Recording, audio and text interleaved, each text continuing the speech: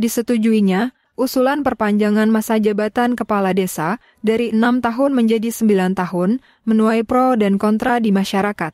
Usulan ini disuarakan melalui beberapa kali aksi demonstrasi yang dilakukan oleh para kepala desa yang tergabung dalam beberapa organisasi atau asosiasi pemerintah desa se-Indonesia. Tuntutan para kepala desa dalam revisi Undang-Undang Nomor 6 Tahun 2014 tentang desa, antara lain, terkait perpanjangan masa jabatan kepala desa, yang semula 6 tahun menjadi 9 tahun, dengan alasan efektivitas kinerja Kades, serta untuk mengurangi konflik pasca pemilihan kepala desa. Namun Indonesia Corruption Watch, ICW, mencatat kasus korupsi di level desa, konsisten menempati posisi tertinggi sejak 2015 sampai dengan 2021. Sepanjang 7 tahun tersebut, terdapat 592 kasus korupsi di desa dengan nilai kerugian negara mencapai 433,8 miliar rupiah. Perpanjangan masa jabatan Kades dinilai akan semakin membuka keran penyalahgunaan kekuasaan. Persoalan tersebut mendorong 4 mahasiswa UGM melakukan penelitian untuk memetakan wacana perpanjangan masa jabatan kepala desa. Selain itu, juga mengukur keefektifan panjangnya masa jabatan terhadap kinerja Kades pada salah satu desa di Sleman. Persebaran wacana pro kontra perpanjangan masa jabatan Kades menarik untuk kami petakan.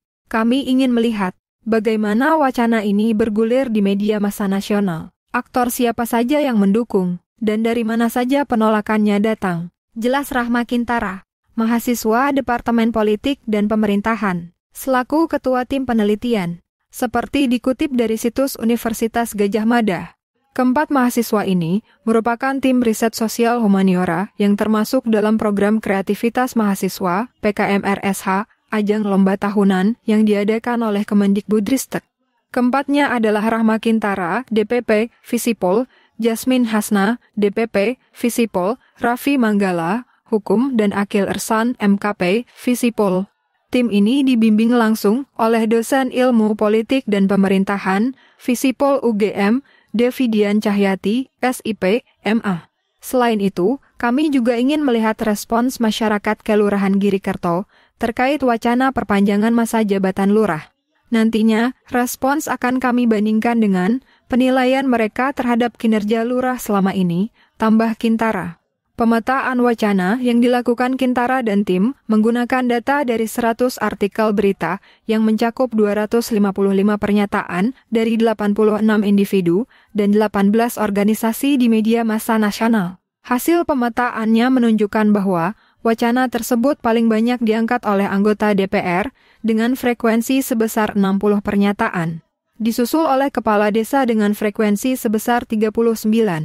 Kedua aktor tersebut paling banyak terkoneksi dengan wacana menjaga stabilitas. Sedangkan wacana kedua paling besar berasal dari kelompok masyarakat sipil dan akademisi yang menolak perpanjangan masa jabatan Kades dengan argumentasi mencederai demokrasi. Hal ini menunjukkan bahwa dukungan perpanjangan masa jabatan Kades di tingkat nasional didominasi oleh kalangan elit pemerintahan, paparnya. Sedangkan, studi kasus pada satu kelurahan di Sleman tidak menunjukkan hasil yang jauh berbeda. Hanya 2 dari 10 tokoh yang diwawancarai mendukung wacana perpanjangan masa jabatan kepala desa. Keduanya berasal dari kalangan elit pemerintahan.